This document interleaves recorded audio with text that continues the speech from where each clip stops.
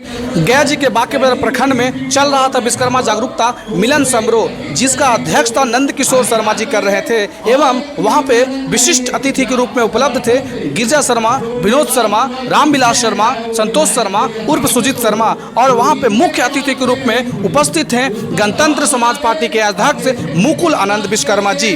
तो आइए हम सुनते हैं मुकुल आनंद विश्वकर्मा जी से कि विश्वकर्मा समाज के बारे में वो क्या अपने राय और अपने जनता के बीच में वहाँ पे उपलब्ध हैं, समाज के बीच में अपना क्या राय देना चाहते हैं। तो सुनिए मुकुल आनंद जी से।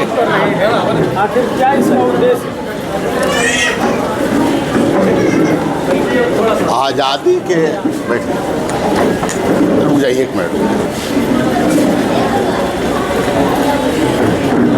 आज़ादी के हजारों वर्ष पूर्व से विश्वकर्मा समाज का योगदान राष्ट्र के निर्माण में, इस देश के निर्माण में, यूँ कहें कि सबसे ज़्यादा इस धरती पर किसी समाज का इतिहास और निर्माण के क्षेत्र में सबसे ज़्यादा हिंदुस्तान को आगे बढ़ाने के लिए विश्वकर्मा समाज ने काम किया। लेकिन आज़ादी के 78 वर्ष बीत जाने के बाद भी पूरे हिंदुस्तान में विश्वकर्मा समाज की स्थिति गुलामों जैसी है। आज ऐसा महसूस किया जा रहा है कि देश को तो आज़ादी मिल गई, लेकिन विश्वकर्मा परिवार के लोग आज भी गुलामी के जीवन जीने को मजबूर है। हिंदुस्तान में जितने भी पॉलिटिकल पार्टियां हैं, उसमें जितने भी सामंतवादी, मनुवादी और नए सामंतवादी के जो लोग हैं, वो आए दिन विश्वकर्मा समाज पर, अति पिछड़ा समाज पर अत्याचार कर रहे हैं। इसलिए सरकार से हमारी मांग है कि जिस तरीके से दलितों के लिए एग्रोसिटी एक्ट का निर्माण किया गया है, हमको दलित का अधिकार न दिया जाए, लेकिन हमको महिला के साथ रेप कर उनकी हत्या कर दी गई और रोज़ ऐसी घटनाएं पूरे बिहार में घट रही है कि विश्वकर्मा परिवार के लोगों पर लूट, हत्या, अपहरण, बलात्कार जैसी घटनाएं हो रही है।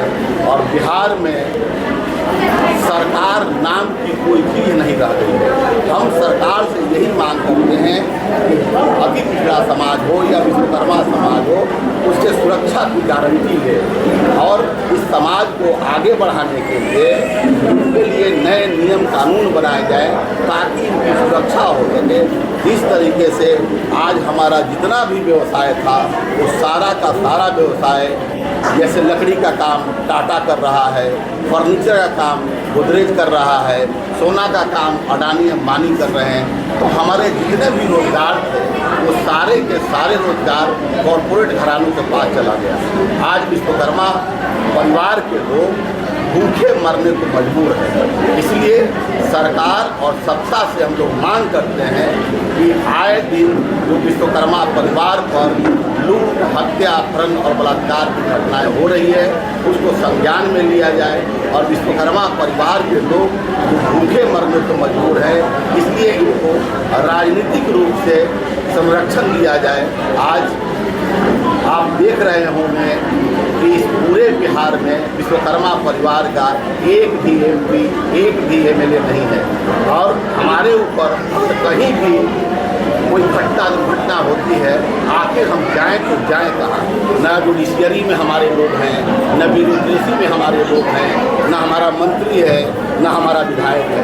तो आज जो भी जनप्रतिनिधि हैं, जिनको हम वोट देकर जिताते हैं, आज़ादी के बाद से ही हमारे दादाजी ने वोट दिया, हमारे पिताजी ने वोट दिया, हमने वोट दिया और हमारे बच्चे भी वोट दिए। उस वोट के बदले इस विश्वकर्मा समाज को मिला क्या? तो सरकार और पॉलिटिकल पार्टियों से मांग है कि विश्वकर्मा परिवार के लोगों के वोट को लोग अपना जागीर न समझे। विश्वकर्मा समाज का 10% वोट है और 10% वोट हम किसी भी सरकार को गिराने के लिए और किसी भी सरकार को बनाने के लिए काफ़ी है।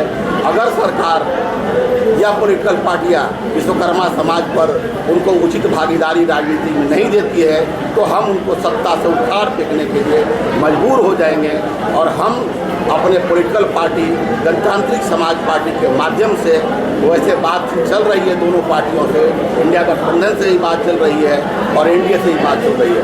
अगर उचित भागीदारी नहीं देती है तो हम बिहार के 243 विधानसभा सीट पर हम अपना प्रतिनिधि उतारेंगे और उनको हराने का काम करेंगे। जिंदाबाद।